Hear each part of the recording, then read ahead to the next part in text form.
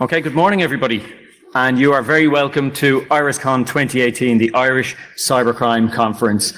You might not be aware of this, but today's a pretty auspicious day. It's the 10th year in a row that this conference has been held, which makes it the longest running security event of its kind in Ireland.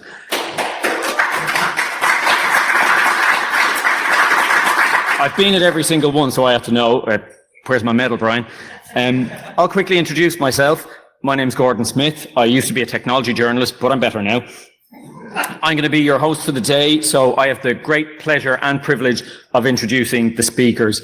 And on that subject, we really have a fantastic lineup. As I said, I've been lucky enough to attend every single IrisCon, and I think I'm not hyping it in any way to say this is one of the strongest lineups we've ever had. An absolutely stellar cast of speakers, diverse group of internationally recognized and nationally known figures in security who are going to share their experience, their knowledge, and their perspective with you throughout the course of 12 talks today.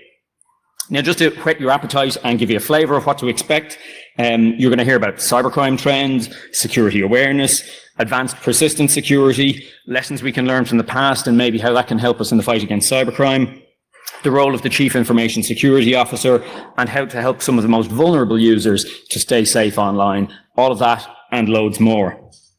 Now, with the event taking place in November, as it always does, it's a useful jumping off point to look back at the year we've just had.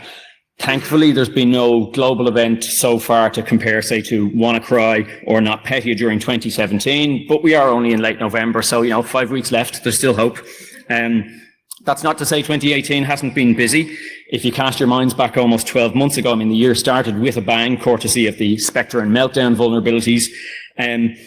Recent EU figures as well tell us that 80% of European companies experienced at least one cybersecurity incident last year.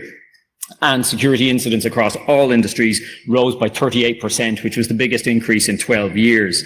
In some EU member states, it's even estimated that cybercrime accounts for 50% of all crime.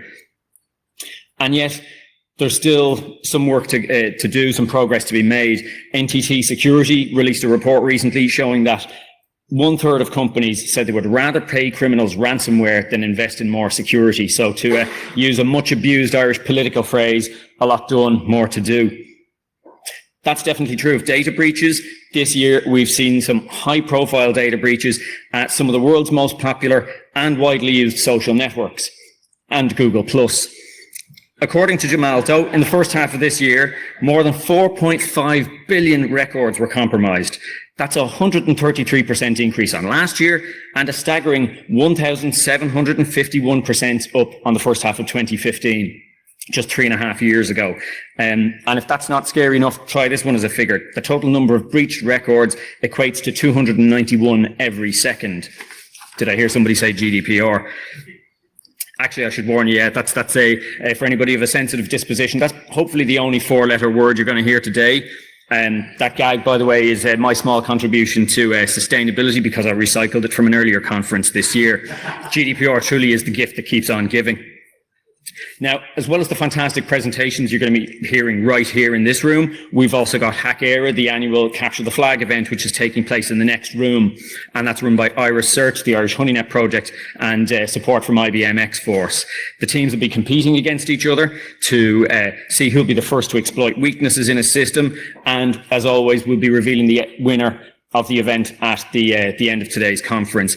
I do encourage you to go and take a look next door, see what's happening, because there may be some opportunities to learn from ways in which attackers could get into systems. So, as with all parts of this conference, it's a great opportunity to learn. There's also a lock-picking table. This proved to be a very popular part in conferences past, and we're delighted that that's making a return as well. So there'll be some locks from TOG Dublin, the community hackerspace lock-picking group.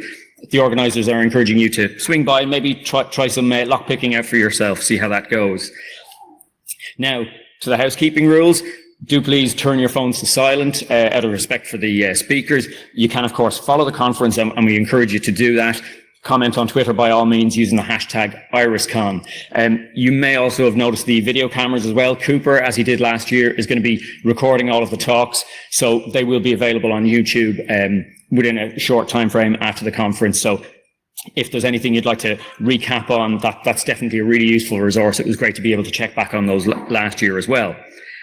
Also, do please visit our sponsors. It's thanks to their support that this event is able to take place, and they also support the work of Iris Cert right throughout the year.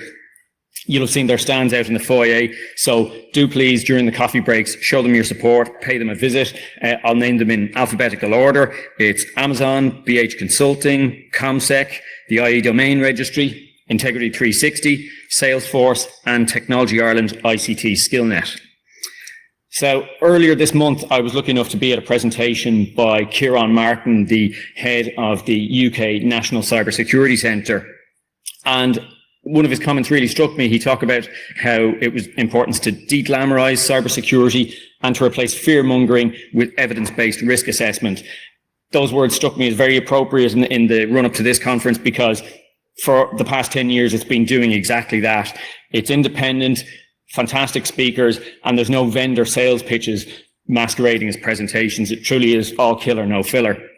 So with that, I'll open the conference by welcoming our first speaker. If by some miracle you don't know him, think of it as this. He's much of the reason why you're sitting here today. Over a decade ago, he helped to found Iris Cert.